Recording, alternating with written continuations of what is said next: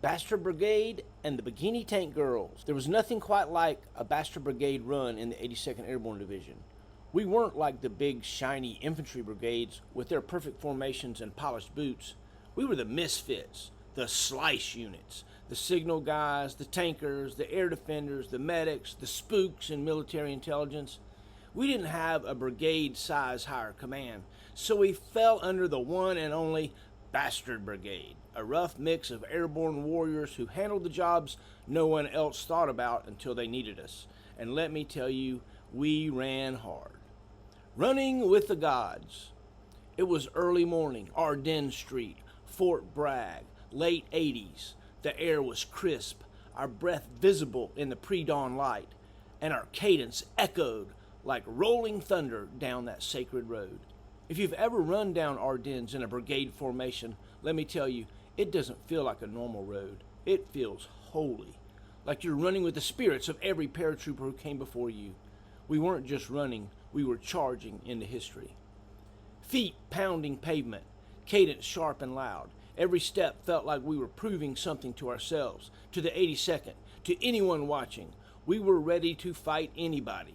No coffee, no breakfast, just pure adrenaline and that airborne edge. The kind that makes you look at the guy next to you and think, yeah, I'd jump into a fight with this guy any day. But what happened next, none of us saw that coming. The Bikini Tank Girls. On the way out, there were a few tanks sitting in the field, static displays. No one paid them much mind. But when we looped back and started marching into the field to cool down, something was different. Each one of those tanks now had a beautiful woman dancing in the commander's hatch, wearing nothing but a tiny bikini and a Kevlar helmet. I don't know where they came from. I don't know who came up with this masterpiece of morale boosting, but it was the most airborne thing I've ever seen.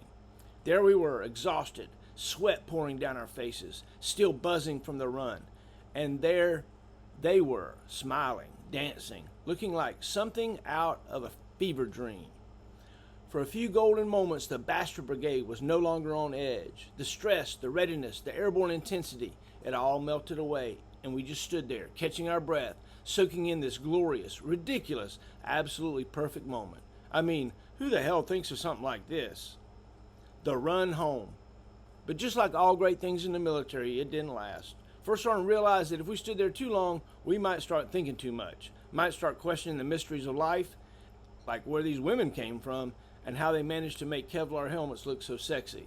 And just like that, it was over. Form it up! Groans, laughter, and a few last glances at the tanks. Then we were back in formation, pounding the pavement, heading home. The airborne edge came back, but this time we were smiling. To this day, if you mention the Bikini Tank Girls to anyone who was there, they'll grin, shake their head, and say, yeah, man, that was something.